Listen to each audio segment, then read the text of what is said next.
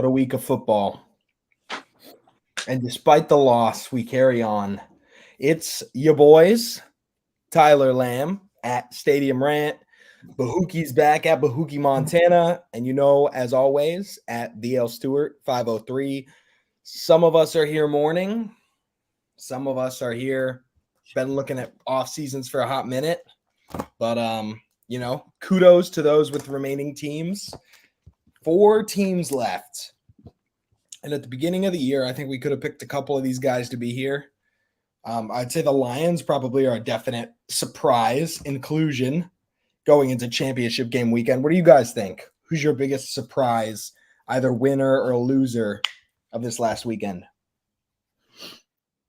Blake, you go first. Honestly, I think we have the same one.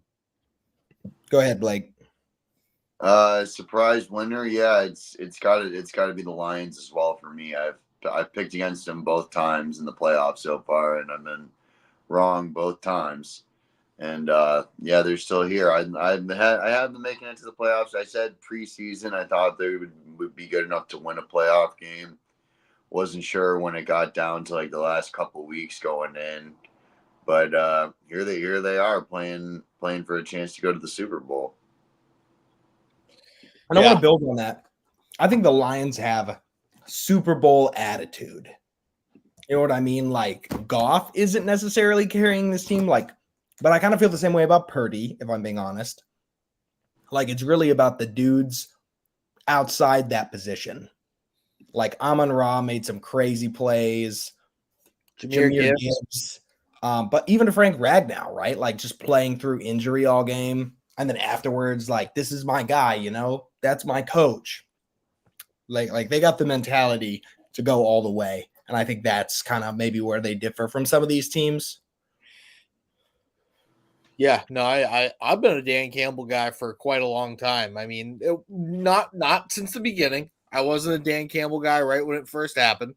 I'll admit that. I thought the kneecap biting whole thing, I thought that was out there for sure. But then I saw how his dudes played for him, and then you just kind of see like a really not great roster do a lot of things that's kind of over its head, and then they develop the roster kind of piece by piece, and here they are. Like it's a testament to like having a good organizational culture and like rebuilding that thing and bringing it back to having like a winning environment. So I hope they beat I hope it's Ravens Lions. I don't want to see Chiefs 49ers again, to be completely honest. So yeah, the Ravens feel inevitable at this point. I don't know how else to describe it. Like the players that they have and the stunts that they use on the defensive line and just how physical the entire team plays, along with obviously an incredible season and postseason by Lamar so far. It just like they feel like the team to beat. Don't discredit the linebacker play of that football team either. Because I saw it in real time on Saturday.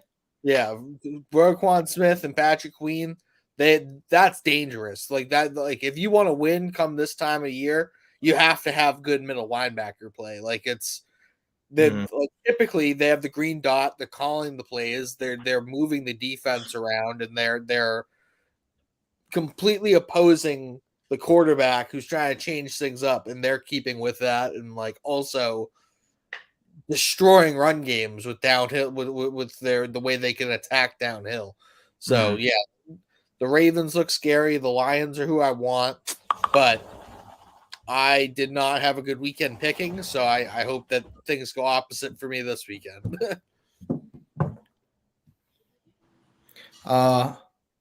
Yeah, I can't believe football is almost over. Seasonal depression should really kick in quick.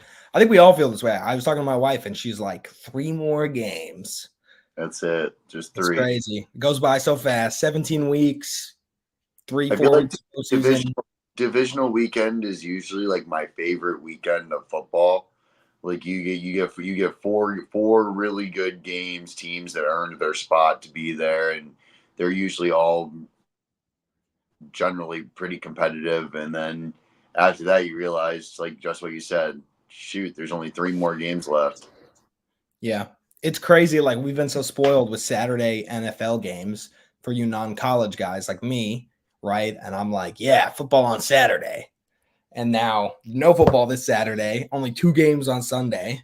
Like, fantasy's over. All the dynasty leagues are kind of tapering off depending on what you're in. And it's a little sad sometimes. Yeah, it's the So longest. It's the longest off season of all of the major sports too. Yeah, it takes so long to get from the end of football season to football season, but they also it's the only sport that actually has news breaking almost year round. Because yeah, like we're in this wind down time, but it's all this coach, coordinator, and front office movement. As soon as that ends, then it's March. Then it's time to hit your free agency window, and then all of a sudden you're in the end of April, or I mean you're doing scouting reports and you're doing mock drafts. Then it's the end of April and we're in the draft. And then after that, it slows down for a bit. Then you're talking about training camp. Then you're right back into it. You know what I mean? But yeah. on the other side of that coin, the right back into it feels like a forever like journey that you're taking. Like it just continues to happen. Nothing beats the feeling of football, first football Sunday, though. That's Nothing beats it. that's a fun day seeing grown men like legitimately happy for once. Yeah, when all the all the pressure of the world just subsides and we're all football fans once again. You get to see Scott Hansen his like almost octo or his octo box, and you're just Yeah. like, life is good, man. Like we're You see here. him come back up and he says, "Welcome back to 7 hours of commercial-free football," and you just like Yeah. washes over you. Yeah. Then literally every Sunday is just like awesome. Doesn't matter Yeah. result. I mean, some Sundays better than the others, but they're all better than Sundays without football. So, Amen. All right. Well, let's preview some of these games. So let's start on the NFC side. We'll spare Blake some pain. So Niners upset the Packers. Well, not upset. They won against the Packers. They were on upset watch there for a couple minutes, but an ill-advised final throw by Jordan Love, finishes off the Cheesehead season. He completes his Green Bay quarterback arc, and so we know he's going to be elite for the next 18 decades with 1 ring to show for it. So, right, what were your guys' thoughts on that game if you watched it? Like, what stood out to you? I mean, I really thought the Packers were gonna finish that off. I thought they kind of did everything right, game plan wise, right up until like the fourth quarter. When then they tried, like as soon as the game got closer, they tried like opening their playbook more instead of leaning on the run game and like the short passing game and moving the chains along. As soon as they got away from that, it all kind of fell apart. I also thought the spotting of the fourth down QB sneak in the first quarter. I know this is a random detail in this, but like I thought the spotting was awful. I thought they got that first down and like that would have changed the whole complexity of the game. That would have added more points. Or I mean Green Bay's kicker missed a 51-yard kick. He absolutely chunked it left. Don't ask me to go kick any field goals. I can't do it, but that's your job. So like you should at least be able to do that. Like I get it's hard. It's not an easy thing to do, but like that's your job. Like that's what you're paid to do, and he wasn't able to do it. So Kyle Shanahan gets Matt LaFleur again. Yeah, I feel like 3 years ago, kicking distance felt so insurmountable, and I was like, man, 42-yarder, like this ain't no gimme. And now someone misses a 51-yarder, and we're just like, Yes. what you doing, buddy? Oh. They've been juicing these kickers. Like Kaimi Fairbairn, who's like was a no-name a couple years ago, is like good from 50. Like obviously Jay Tuck's always good from 50, but I just feel like so many dudes like Evan McPherson or Tyler Bass or Cameron Dicker, like these dudes are just drilling 50s all the time. It literally used to be Sebastian Janikowski, and that was it. Like that was the only dude who could hit like a 50+ yard field goal. Everybody else was sketchy. Justin Tucker's hit a 66-yard field goal. Like that happened. I mean, it happened to the Lions, and that was a great game. It was Lions Ravens, and what could be a Super Bowl matchup. Bahookie, what did you think about that game? I think your analysis was all pretty spot on. I did like a little like losers recap for the 4 teams that went out, and for the most part, they're generally the same. Because a lot of these teams have young quarterbacks, and the future is bright and is bright for the Packers. They're right around kind of even for cap space going in. Pro Football Focus had their effective cap space at about negative 6.9 million, but a couple moves and you can fix that and you can start making moves again.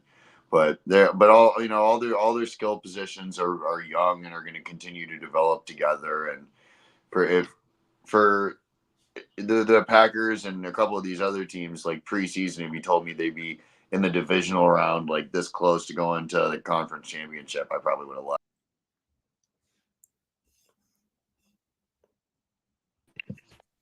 It was a really successful season for the Packers. They don't have anything to hang their heads on, and San Francisco is right where we thought they'd be. Yeah, I kind of have the same observations, like inspiring season from the Packers. I think they really picked it up because there was a real stretch this season where Jordan Love was playing very poorly. And I thought, okay, this is going to devolve pretty quickly. And the end of the season is going to get really ugly. So credit to him, credit to LaFleur, credit to the quarterback coach over there for really turning it around, not losing focus, staying on task, and getting things back where they needed to be. I think that made a huge difference for this team, that they just didn't give up on this play, right? Sam Howell had the same struggles. They start talking about benching him. They start talking about all these things. Like, I just feel like the Packers are a very classily run organization. You never hear about internal drama much from the Packers, except for when Aaron Rodgers was there. And I think they're going to come back and be fine next season. I think they're going to be a staple of the NFC, especially given some of the quarterback question marks that really exist in that conference. So I would expect the Packers to kind of have a home here in this wild card weekend every year for the next few years at least. Obviously, if you add Caleb Williams into that division and Kirk comes back and is still good, and obviously the Lions, like, the division becomes hard, and I think that'll maybe put a question mark on this team. But the Niners, man, my biggest takeaway from divisional weekend was just, if you want to beat the 1 seed at home, you have to go up in the first quarter, on the first half. You have to go up while they're still shaking the rust off. You have to put pressure and take them out of their game plan. And that was the problem with both of these teams, is they couldn't put the knife in before halftime. Like Texans, Ravens go in tied 10-10 at halftime. I want to say the Packers looked pretty good in the first half, and then, a late rally by the Niners, and they put some more points on the board, and it's like, okay, they're going to go in, they're going to adjust, regroup, and then they're going to come out, and you're going to see this juggernaut that got the 1 seed. And that's exactly what happened for both of these teams. So, how much do we think the Packers are going to extend Jordan Love for? I think he'll be a top 10 paid quarterback just because that's the way the market works. So like 40, 45? I think they're going to give him like a 5-year 180, something like that. Yeah, I feel like 40 is like kind of like the starting point for like a decent quarterback contract these days. Yeah. 5-year 200 mil, some stupid signing bonus amount. Yeah, it sounds crazy, but that's kind of like standard pay for that position. Kirk Cousins started this, and Daniel Jones just made it even worse. Like, I mean, realistically, like $40 million for a guy like Jordan Love is like okay, sure, but like you start pushing like 50 plus, like it's yeah. Thanks a lot, Kirk Cousins. Yeah. Damn right, that dude is crazy. Always at how these superstar players at one point who like get these big contracts and then start regressing. We're looking at you, Deshaun Watson. Or Russell Wilson, gets a big trade in a big contract. It just kind of like, I don't know. I think it puts a question mark on situation football for these guys. Like, is their value this high outside of the building? Like, if Jordan Love walked, is anybody else going to be like, yeah, he's worth $50 million? But organizationally, can you take that risk? Like, as a coach, as a GM, can you take the risk that, oh yeah, we could play hardball and he's not going to go somewhere else? Yeah, no, it's definitely scary. I mean, especially that's the decision that loses your job if you're wrong. Anthony Richardson, Bryce Young, CJ Stroud, Caleb Williams, when these guys get contracts, we're going to be talking about like 65 million, 70 million a year. Like, there's a real chance in 4 or 5 years that's where we're at. Just crazy. And like the thing about Mahomes' contract, it will keep restructuring to make him a top 3 paid quarterback. So he's always going to be in the mix for the next 7 years? years. Yeah, well, I mean, it's been a couple years since he signed it, I think, right? 2 years, Maybe give or 2. take. So, yeah, it's going to get crazy. But I digress. You want to talk about that Lions Bucks game? Yeah. You want to go first? Sure, yeah, I can go first. I honestly think this is a game that the Buccaneers should be pretty proud of. I feel like they came out, they had a good game plan. I don't feel like they were able to cover Jahmyr Gibbs like I was hoping they would be able to cover Jahmyr Gibbs. He had a couple long runs that really put the knife on this game. And I also don't feel like it was ever quite as close as the final score makes it seem. Like I felt like the Lions really controlled the second half flow of this game. But I think Baker has earned himself a starting role. Locked up for a couple years. Like he played well this year. I don't think that pick should be a detriment to that conversation. And I think he'll either stay with the Bucks or he's finally going to go somewhere and get a contract that's 3 years. I would say 3. He's probably like 3 years, 90 million, maybe like 60 of it guaranteed, something like that. I wouldn't put him in the $40 million thing. And I love Baker. I think he showed a lot of guts this season. I always thought he was done dirty by the Browns. And I think him being the number 1 overall pick is a lot of the reason why people have this issue with him. Because he realistically, like, I don't think he should have gone number 1 overall, top 10 pick, maybe top 12. And if he had done that, people would look at him with different expectations. Like, there's this high expectation standard of being a number 1 overall pick in the league. And I don't think it was right for him. I think he's finally now kind of settled into like what type of quarterback he should be. If he has a really good team around him, he is able to operate and sometimes elevate the offense to get that team where it needs to be. So I think he's like a $35 million guy and definitely get some good money guaranteed. The Lions, man, that team's dangerous. We were talking about at the beginning of the show, but like Jahmyr Gibbs, that run to seal it, the 31-yarder, he was going full speed straight up, and then all of a sudden he cut out, and Antoine Winfield, who's one of the better safeties in the league, was frozen, couldn't really do anything about it. He was gone like in a second, instance. So that dude's scary for time to come. They have the Thunder with Montgomery. Really, Penny Sewell. Nobody talks about him, but he's probably the best tackle in the league. He's the number 1 rated. They have 3 top 5 positional guys on the right side of that line, according to PFF. Yeah. No, Ragnow's 2. Their right guard, I think, is 4 at his respective position, and then Penny Sewell's number 1. Yeah.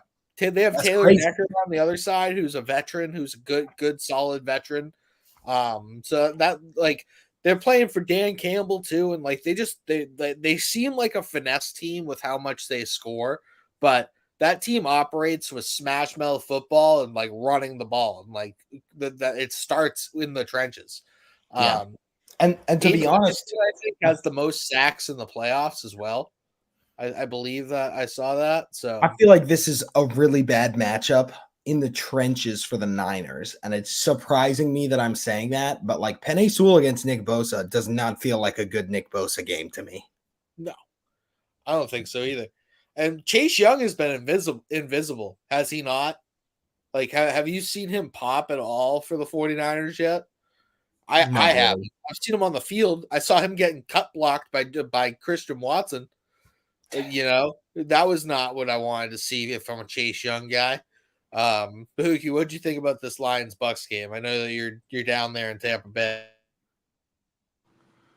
Yeah, it was pretty much kind of what I expected. I expected it to be like a punch for punch game. I picked the Bucks to win because I don't know, they're kind of a Jekyll and Hyde team. There's no bias on that pick. There's no bias on that pick from Bahookie. And but anyways, it was much the same. It was a heck of a season by Tampa Bay to get to the divisional round. They've got a decent amount of cap space. They had 35.3 effective. And then, but what's going to be complicated is they're gonna have to find a way to pay Baker Mayfield and pay Mike Evans. I And do feel like Antoine Mike Evans Winfield leaves this team.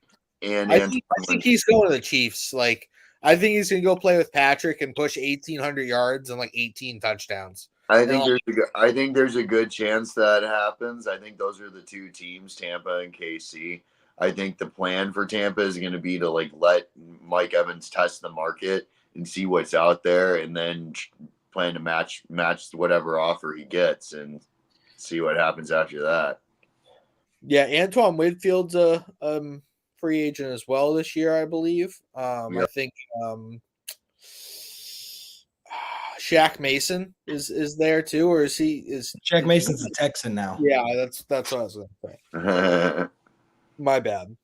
Underrated. Underrated? Yeah. Yeah. But I know.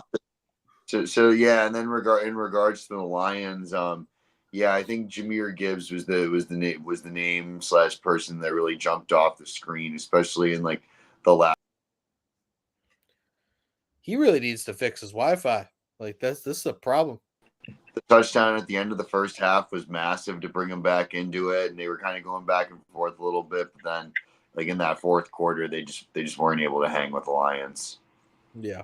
Yeah. I think this team is really the story of this draft class. Like Laporta and Gibbs are elite red zone threats right now. Like I wouldn't want to have to guard Amon-Ra, a Jameson Williams sweep, Sam Laporta, and Jahmyr Gibbs out of the backfield. Like that's a stupid good red zone offense. And Josh Reynolds. Josh Reynolds is really good in the red zone. Like underrated. He's very underrated. Very underrated. Like when he is your fifth option, you are doing really well. Like yeah. As a number one option, not good. Not it's just not his skill set. But he can come in and be that lost dude in the coverage who just ends up torching you in a game because you're so worried about everybody else. Yeah. And it happened in both games so far.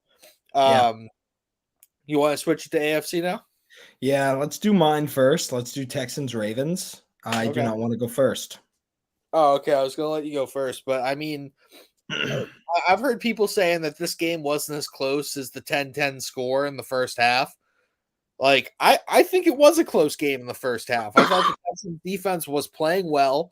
I thought that I love Bobby Slowick and what he's done with CJ Stroud, the offense he's built with some pieces that some people wouldn't want, but ultimately played really well this season. My man needs to stop relying it was like first down run, -2 yards. First down run, no yards. First down run, -3 yards. It's just like, when are you going to realize that and start putting the ball in Stroud's hands? You don't have an elite running back. Singletary played very well for you guys, but like against the Ravens with, like we were talking about, those linebackers, Roquan and Patrick Queen, like it wasn't working. And he just seemed to be trying to force that. Then the second half, the Ravens just came out and said, let's go. Like this isn't happening to us again.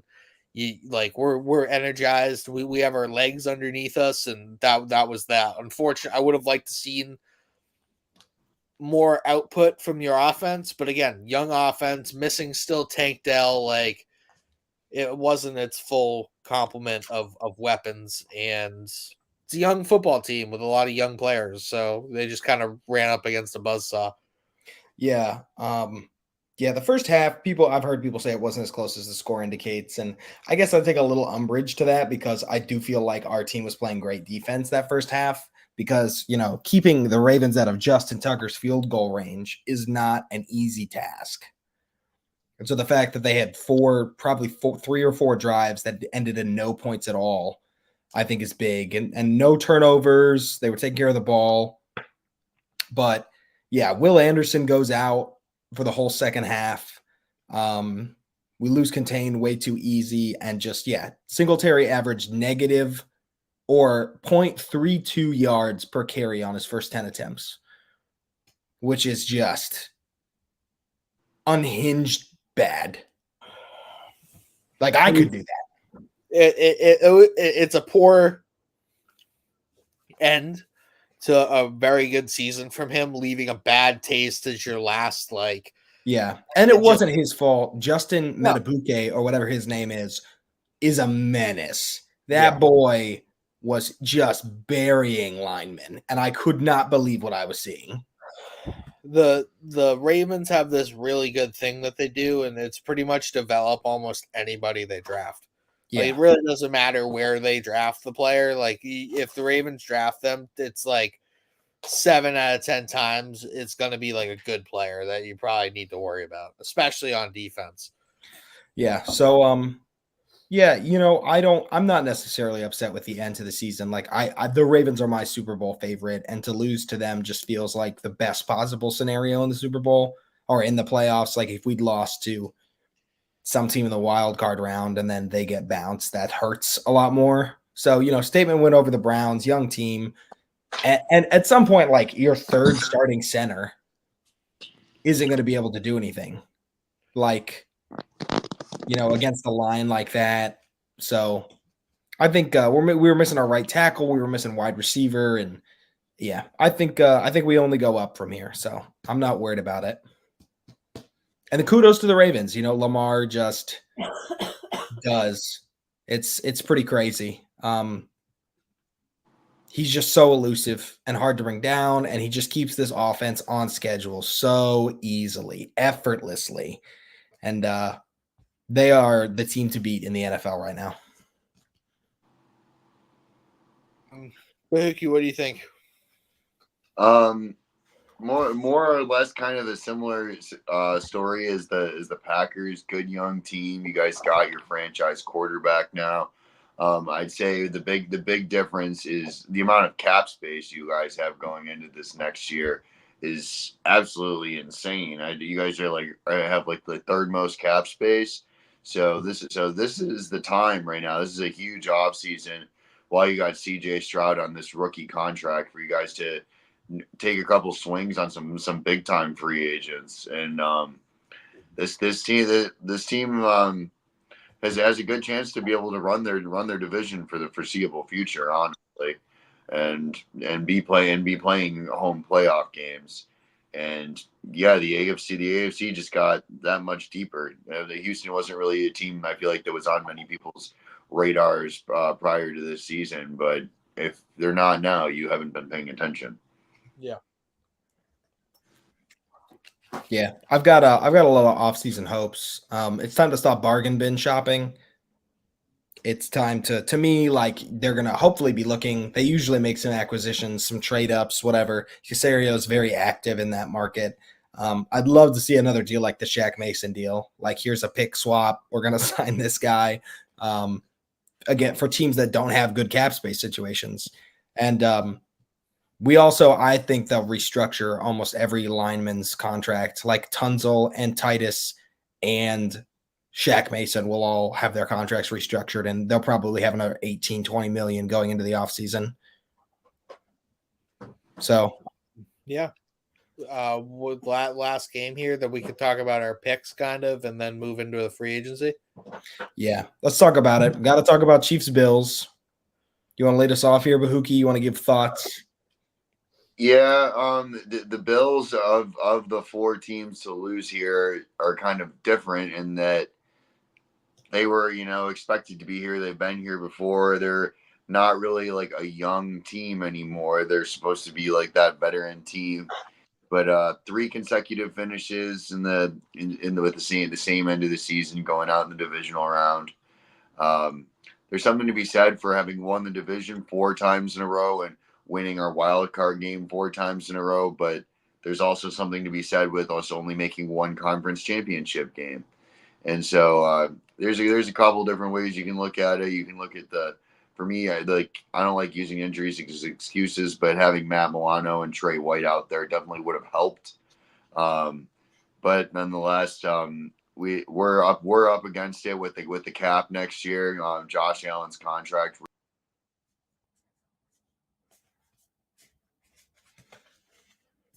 He's coming back. He's due $47.1 million next year. We're able to restructure his contract and clear out about half of that cap that we're over, but They're talking about Micah Hyde retiring. Trey White's coming back from this Achilles.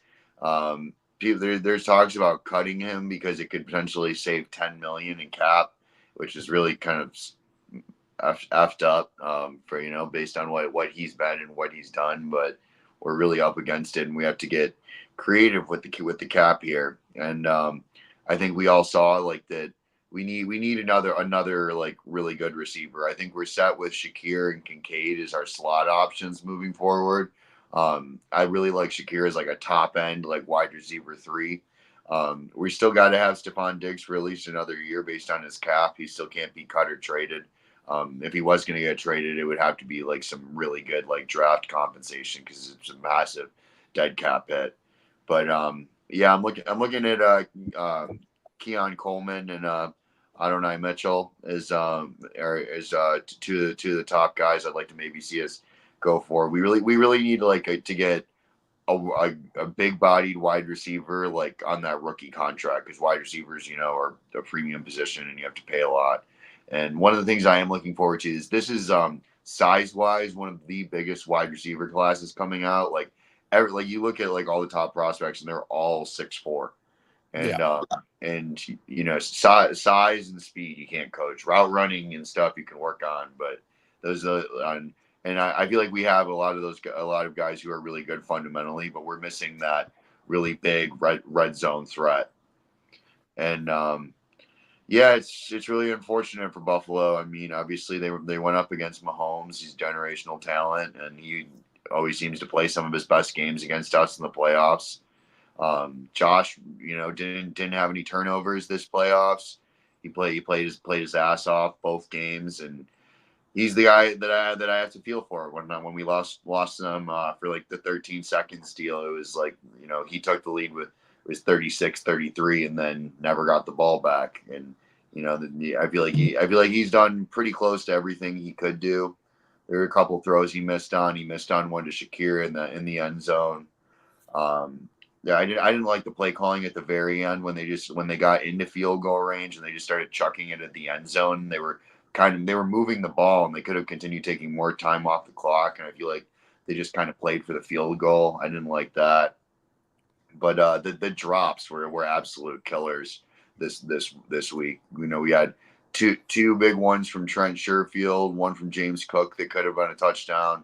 Obviously the one to Stephon Diggs, which could have been a touchdown at minimum, like a 65-yard gain. And just interjecting, that might be the best pass I've ever seen in the NFL. Like, it was beautiful, and I couldn't believe what I was watching in real time. Like how high that camera had to pan and then come all the way back down, and it's just a dot.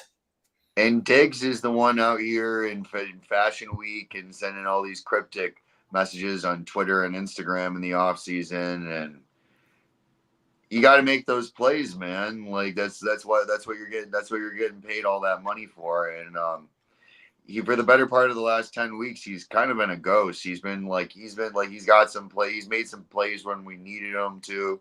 I will say that he does face the most double coverage of anyone on the team. And he's the reason that guys like Khalil Shakir and Dalton Kincaid are getting to have one-on-one looks. But and part of that's on Diggs, part of that's on Allen, part of that's on Joe Brady. You gotta scheme those guys open. Like Andy Reid's able to get the Chiefs wide receivers better looks, and their wide receiver room's nowhere near as good as ours. Yeah. What to kind of like another interjection here? What did I say to you last week? The Diggs and Allen connection needed to be connecting, and it in the very end it didn't. And it's not. I don't think it's Josh Allen's fault. And like I'm putting more of it on Diggs. Like you got to catch a ball. If he would have made that catch, no one would be talking about it.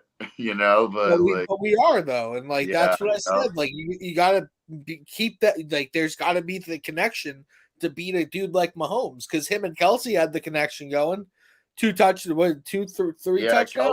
Kelsey's got our number, man. He's honestly been hot garbage all year, but when the lights come on against Buffalo, he I couldn't believe that blown coverage that got him his second touchdown. And like they're like I forget who it was. It might have been Micah Hyde, it might have been Jordan Poyer, but whoever it was just kind of did the backhand touch on Kelsey and then just never thought about him again. And neither did anybody else. Kelsey ran the out route right into the. I'm sorry. That's who we need Matt Milano for. Honestly, Matt Milano I think is like one of the best coverage linebackers in the NFL, and Kelsey and like elite tight ends that are they're on the rise, like Laporta we were talking about, and Evan Ingram, and there's a bunch of these young guys who are going to be coming up. The tight end position is really starting to grow. You need that combination of a really good coverage linebacker and a really strong safety over the top. And our safeties are aging. That's another spot that we're going to have to address in free agency and in the draft. I think it's got to be wide receiver ahead of that. We have to continue to build around Josh Allen, and I do believe defense wins championships, but the game has changed. It's past first now. Now the game is about outscoring your opponent, especially when you get into like those elite matchups. Yeah. Tell that to Chris Jones, my man. He should, like, it's not just you, it's not just the Bills. That man shows up any single time they're in a playoff game. He's one of my top free agent guys who I have a star next to his name from when we talked later. That's a good one. Maybe you guys got the money for it. Yeah. So let's. I'm just gonna give some thoughts real quick. I think you made a joke a couple weeks ago about like Mahomes has passed Manning, and I truly think we are in that conversation now. 6 straight AFC Championship games is insane. Yeah. That's right now. That's some LeBron James stuff right there. Right now, it's Tom Brady, Joe Montana, Patrick Mahomes. Like that's where I'm at. Try and tell me different. I don't like it either. I like he's sniffing Brady already. Like not even giving him any time to breathe. So like I'm about as honest about that as I can be. I like talent, what you see on the field, resume, who he's beating, when he's beating them, how he's beating them. It's all there. It is insane what that man does, and I hate that I play in the same conference as him.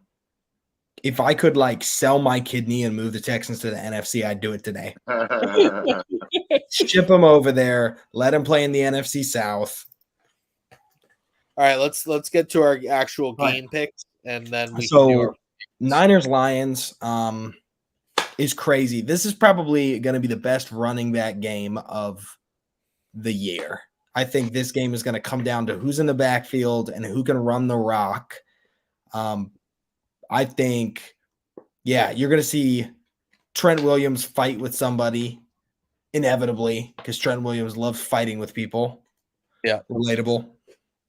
And you're going to see them really try and put pressure on Jared Goff. And I think, conversely, the Lions are really going to try and put pressure on Purdy.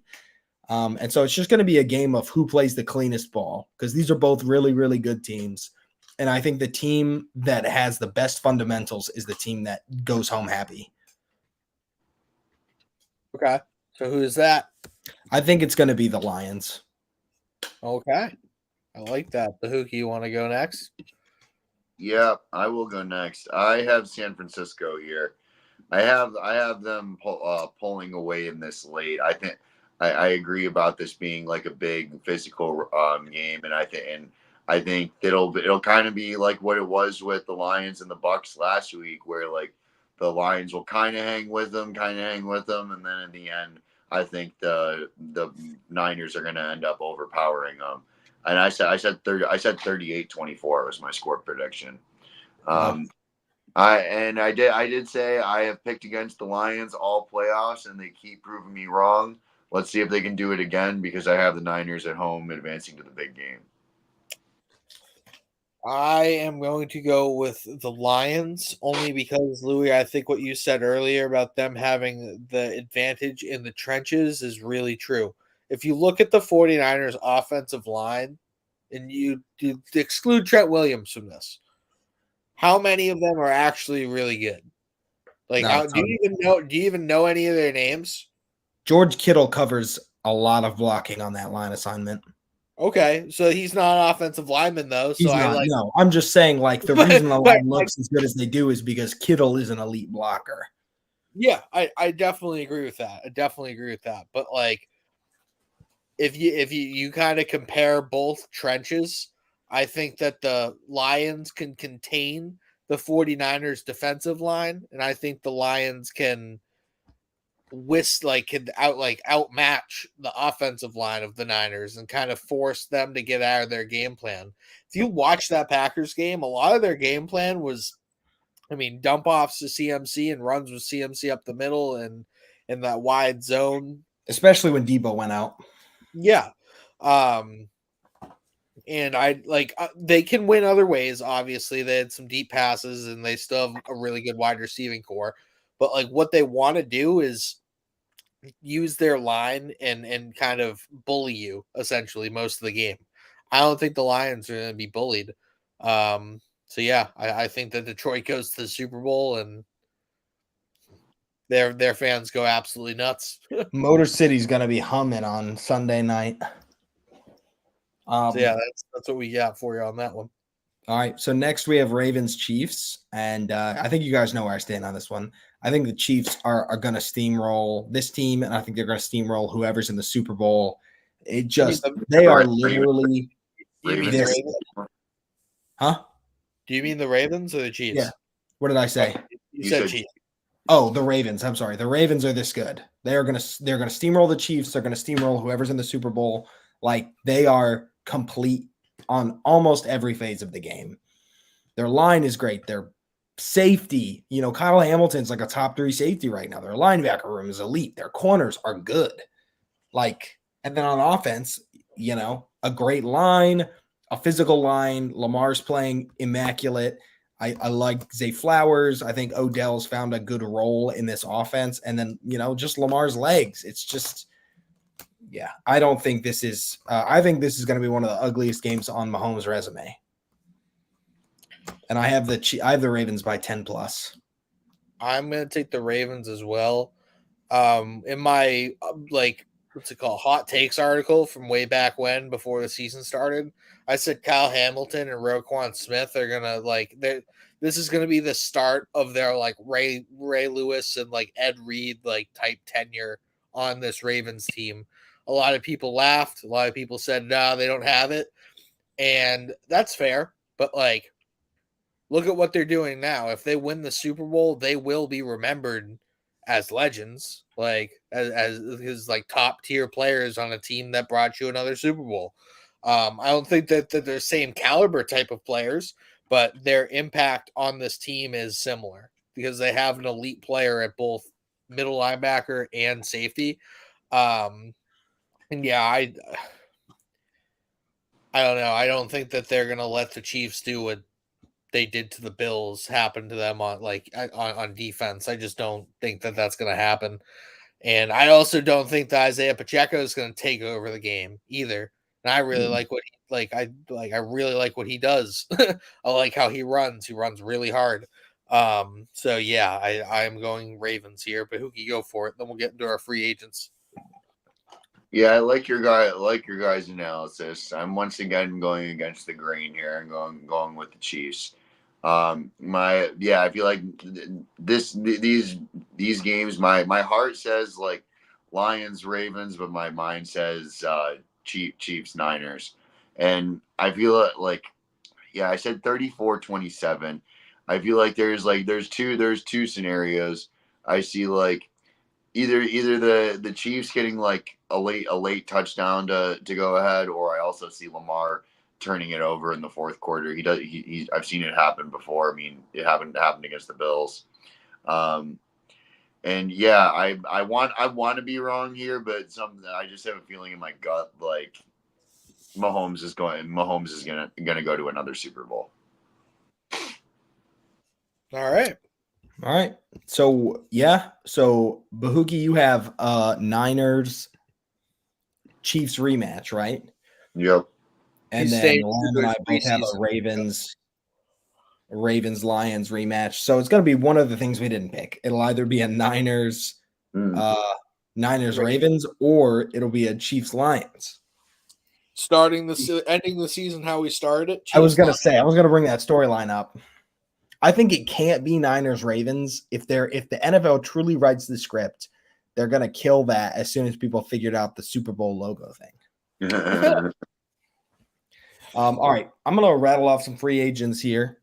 We're going to go down in order, and I want you guys to tell me what you think is going to happen with these players, okay?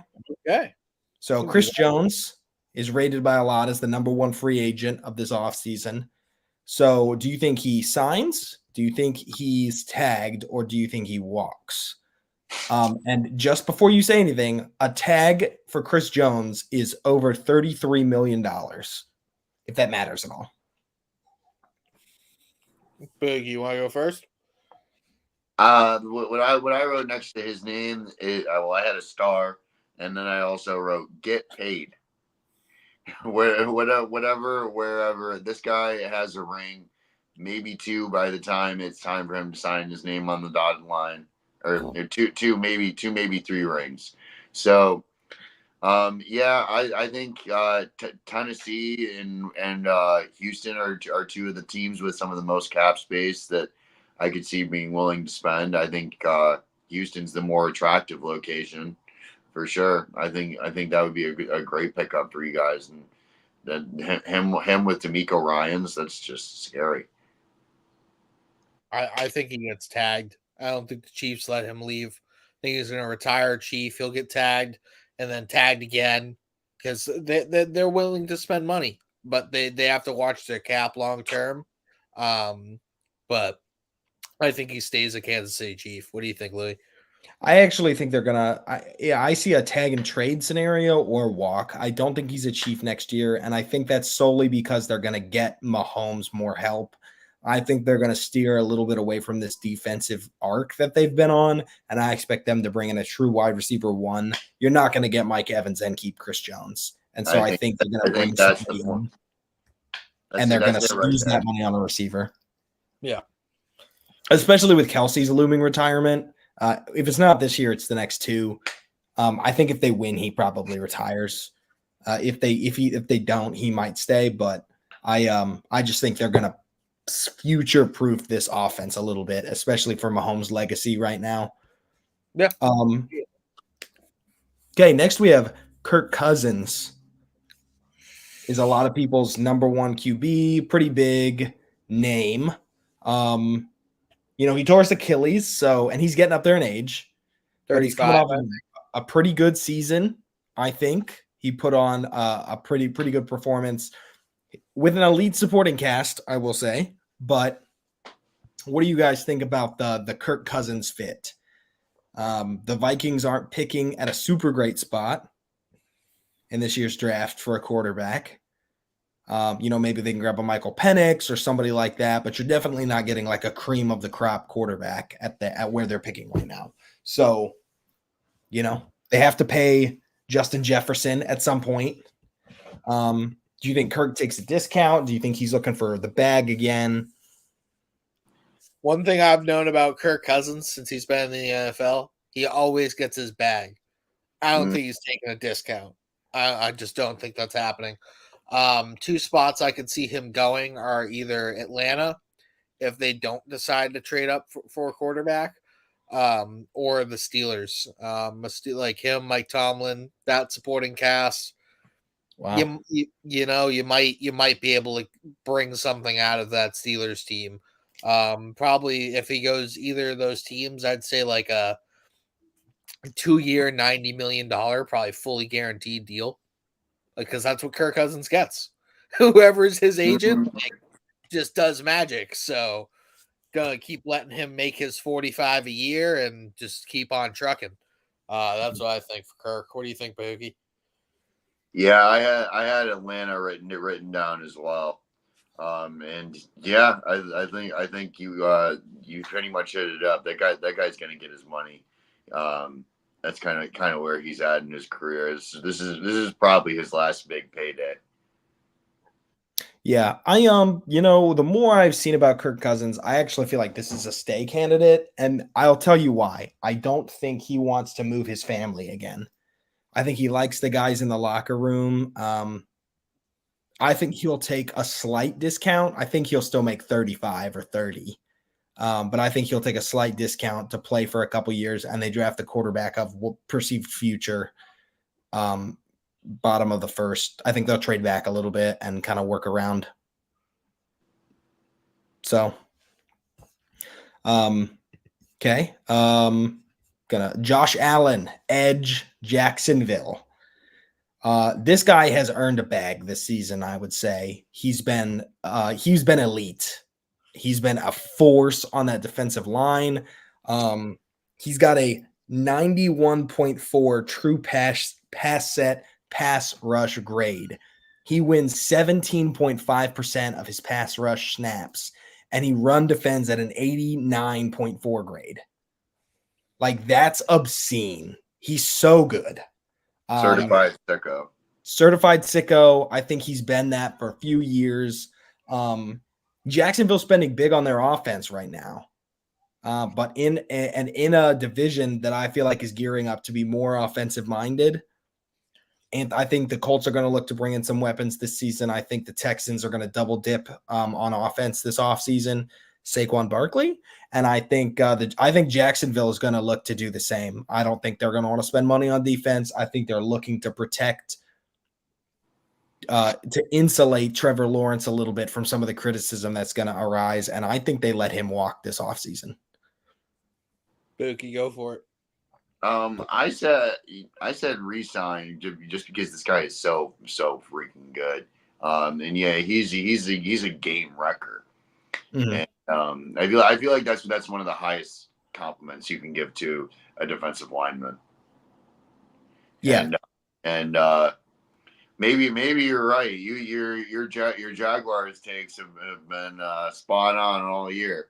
So I'm but this guy is just way too good and young and in his prime. And if I was a GM, I would be I'd be moving heaven and earth to make sure that you keep this guy in the building. Yeah, I think they re-sign him as well. It's a homegrown dude. They drafted him like one of the top picks overall a couple of years ago. He's proven himself. And if you don't give a guy like that a second contract, like who are you going to give a second contract to if you're a GM? I feel like that's the type of player, if they don't re-sign him, you lose faith in your locker room that you'll ever get re-signed there. Maybe, but at the same time, you have to think about this looming contract they have for Trevor Lawrence that's going to come up. Who are they paying so much money on the offense? Christian Kirk. I mean, he's making $18 a year. Hang on. I know they had the highest paid offenses last season. Jawan Taylor left, didn't he? I know they spent money on a tackle. Brandon Sheriff's probably making decent money as a guard. Okay, here we go. Christian Kirk has a $24 million cap hit. Brandon Sheriff has a $24 million cap hit. Foyesade Aluakon has a $22 million cap hit. Cam Robinson has a $21 million cap hit. Okay, does that help? Yeah, they're ranked 19th in cap space for next year. I can see them keeping Allen. I just can't see them keeping Allen at the expense of any of these offensive pieces. Like, they're not going to cut Kirk. They don't have Ridley under contract yet for next season. Yeah, Ridley's a free agent.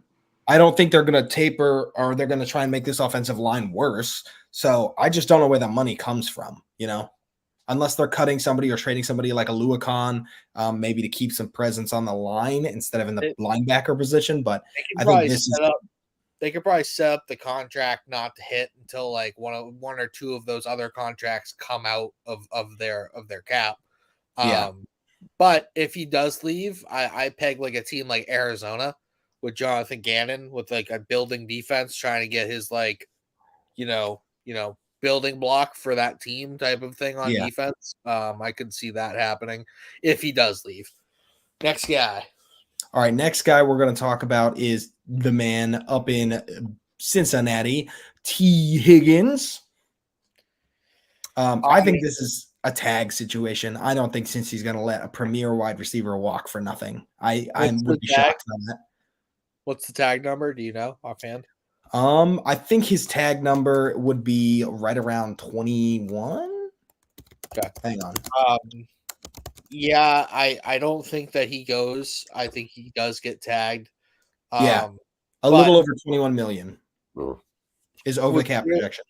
I'm one of T. Higgins' like biggest fans. Like I knew he was going to be a really good wide receiver coming out. As soon as they drafted him in the second, I was like, that dude's a savage. But I do think he's developed a little bit of a hamstring issue that's kind of been nagging him over his career. He can have a game that he goes off for like 180 and 2, but then hurt his hamstring and then miss 4 or 5 games and then come back and have like another 100 and like 2. You know what I mean? He's one of those dudes who can be the best receiver on your team, but he also could miss 12 games. I put a fair warning tag on people who want to see him in other places because of that. I don't think he's the best receiver on this in this class. I think it's Michael Pittman. So, Got any thoughts here, Bahookie? Yeah, you guys had good points on him. He was another one I wrote get paid next to his name. But you do bring up an interesting point with the tag. I'm not sure. Yeah, and I do think of the wide receivers to leave, Tyler Boyd is the one who's more likely, and I think is one of the steals of this wide receiver class. There's somebody like the Bills are probably going to be looking at a lot of bargain bin guys. I like the point you said about Michael Pittman. That would be the dream signing if the Bills were going to swing in free agency. If they got Michael Pittman, I think that he could be a really, really good number 2 wide receiver, and he has size. But we're talking about T. Higgins right now.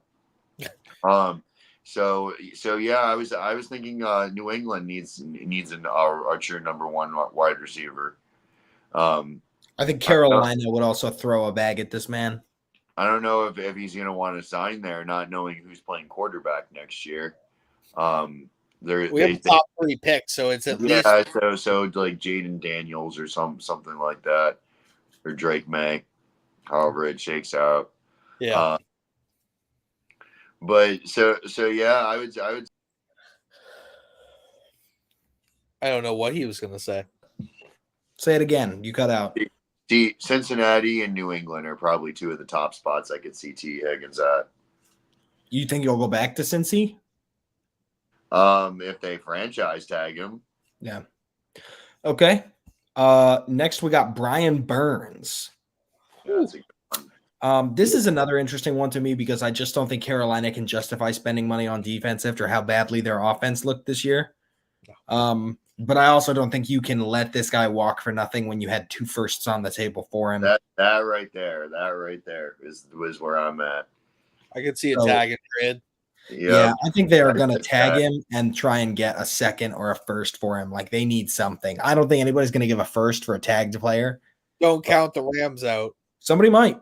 The Rams are sitting there itching on that first round pick. They're like, I don't want to use this crap. They were the ones who offered the 2 firsts. Give me Brian Burns. They'd be like, tag him and we'll send the 1 first this year. That's it. We'll give them money. They're like, that's a better deal for us. Is a better you get another first. You don't have a first because of your idiocracy from last year. Mm-hmm. So next to Brian Burns' name, I wrote in all caps "run!" ! And then in parentheses I wrote tag. Yeah, I think this is a tag and trade, and I think I could see Carolina sending like him and a third and getting a first. I don't think they'll get a first straight up for him at this point. He had a bit of a down year.